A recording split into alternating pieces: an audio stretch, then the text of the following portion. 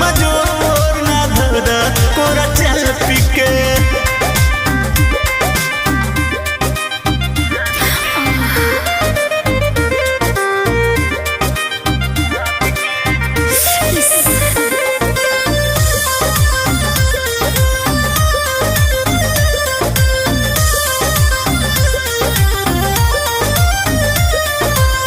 ढेर तंग करब त होई राती जागे, चली जाई भागी के हम आमा जी के लगे।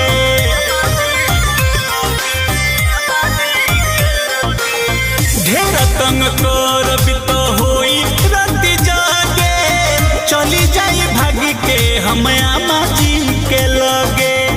कहतानी के दीपक साफ सुत जाई मुँह ढाप के।